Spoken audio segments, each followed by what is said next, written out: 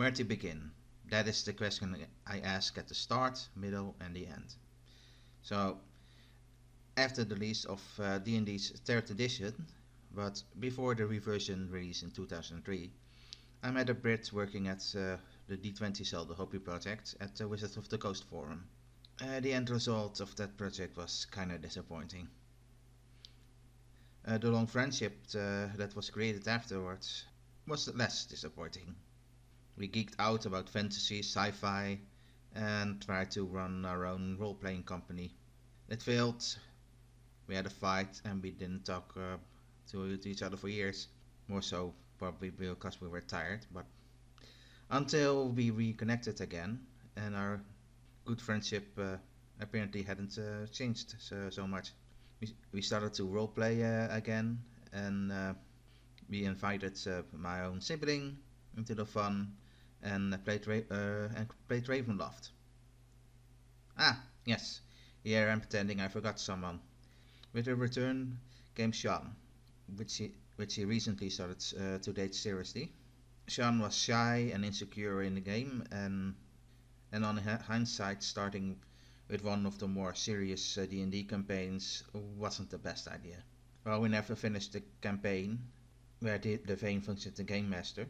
It was then it was my turn, and we ran a Zelda campaign. And in the end, my sister got bored of it, and my health was failing. So, in the end, it was another failure. But as they say, third is a charm, and yeah, sadly, that was also the number of players. Not the ideal number, and both the Vane and myself believed it was for the best to start with the old starter modules, so Sean could learn the rules as we go. Each of these adventures would play in a Vale, a region likely of the Rule of Cool setting named Maestra. In the beginning, I got the impression that Sean only played to be included in the hobby. So when we started the adventure of the Black Box, let's escape Kipnodis, or slaves, I started to draw them the adventurers and the most memorable event that happened in the week, hoping it would stimulate Sean to join in the roleplay. And I never got the impression that the drawing of the adventurers was appreciated in the beginning, and the event drawing was a mixed bag. With the Black Box adventure, Sean had a first taste of power gaming, as her favorite was the only one wearing the best armor and the most overpowered melee weapon, the halberd. After we finished that, it was sadly the end of the escaped adventurers. They were still all alive, but more adventures of them wasn't to be. And while we got to play the halfling Nile Skirlto and a nut ranger Darkblade, Sean played the fightress Elena, it would be a favorite, and Thaddeus the wizard, a character she learned to love. So, what did I say about Third is a Charm? Again, a first level encounter.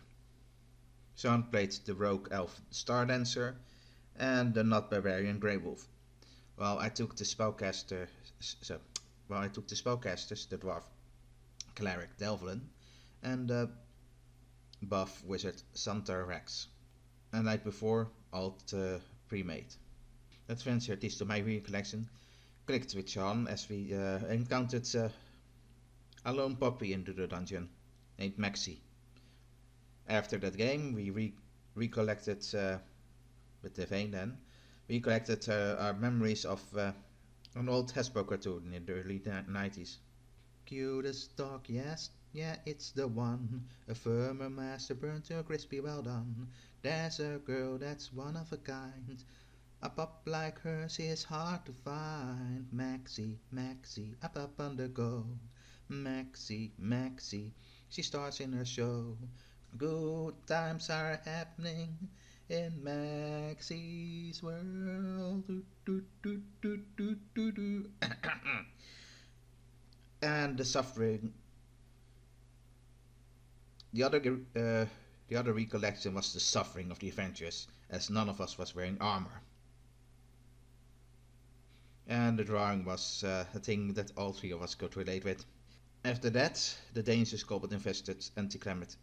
So after that, we had an adventure with a dangerous kobold infested an anticlimactic manager mates, and a vermin infested farmland that involved that allowed the return of Elena and her friends, with four new characters into the mix: Toto the dwarf fighter, Mensifer the cleric, my personal favorite, Van Sean character, and uh, the new characters for Sean were the Paladin Paragon and the Mageblade Sunblaze.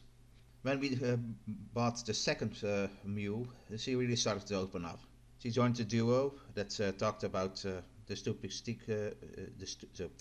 the stupid geeky stuff into a trio.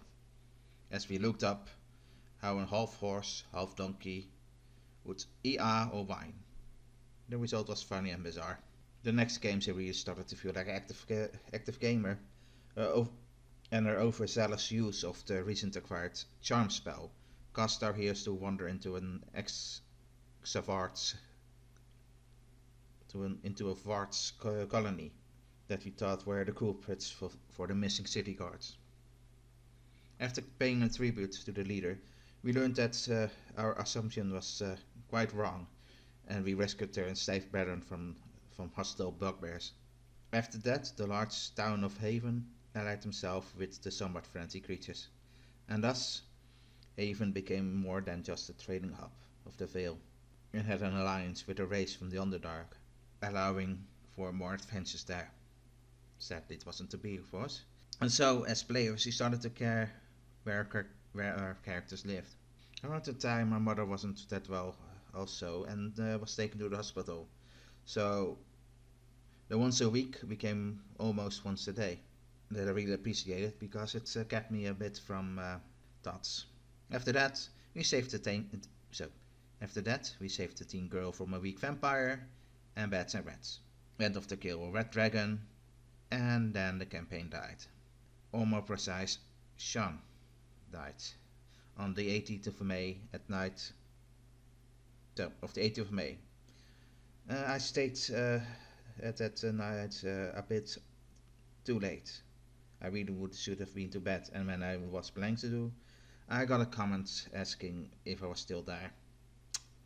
My reply was normal for me, no, but as I learned that Sean was dead or dying, I realized that joke didn't land well. Of course, you didn't make a joke, but I wasn't aware of that, of course. Then